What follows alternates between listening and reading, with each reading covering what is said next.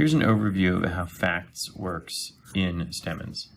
So FACTS is kind of an interesting system. It does several things that are very powerful, but really at the end of the day, what we're thinking about here is providing data, then improving the data, and then providing the ability to visualize the data.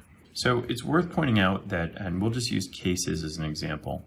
So in Stemmons, we have this cases database, and it includes a whole bunch of different case types and individual cases. And that's great, you know, if you're looking at it through, for example, a PC or your mobile phone or something, as you tell the system what you want to see, and it shows up in the browser. So here's your computer, and you want to see a case list.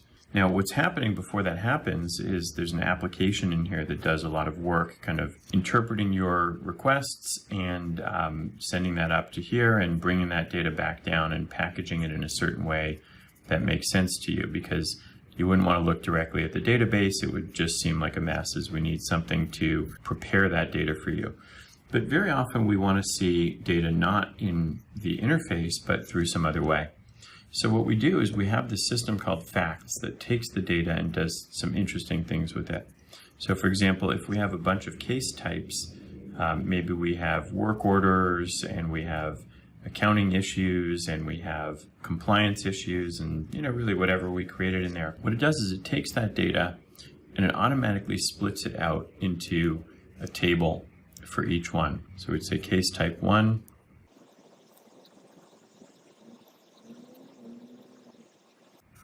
And we can think of these as flat files. So if there's a bunch of different relationships happening in there, FACTS will kind of flatten that out, and it starts off with these basic flat files. But there's also some standard improvements we want to make to those flat files. So for example, let's say the flat file has a date. We may want to take that date and improve it by showing it in many different ways. We might want to say the day, the year, the quarter, and so forth. And we may want to go even further and start calculating things like days since or months since and so forth. And maybe we have not just a date in there, but we have the name of a person, and we want to take that and also show their email, their phone number, and their job title. So we think of these as kind of standard improvements, and what happens is we take those flat files and we add the standard measures or standard improvements.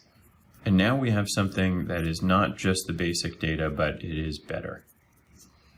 Now, if you're actually looking at the database, these typically are expressed as views, not tables, because some of the things that we're calculating in here are dynamic, so we would call this a dynamic view. And now we have an interesting option, because each one of these things is ready to be reported on. And there's a couple of things we can do from there. First of all, if we have some third-party visualization tool like Tableau or Power BI or even Excel or SSRS, really any third-party applications, we can very easily connect these third-party applications to these tables. On the other hand, if we don't have a third-party visualization tool, then we can use the FACTS dashboard designer that is included with the product, and we can kind of attach these to any of these tables, and now you can design your own dashboards, save them in the system. They show up as entities, and then people can look at them through the browser. Another thing that can happen is you can do another layer of improvement, where maybe you're going to create some connections between two different views or tables, and this is what I would think of as custom improvement. Just in the sense that your power user or somebody in your organization is saying, hey, I want to combine things, maybe do some joins and so forth. And then, of course, you could take that as a data source and express it either through the FACTS system or through a third-party application.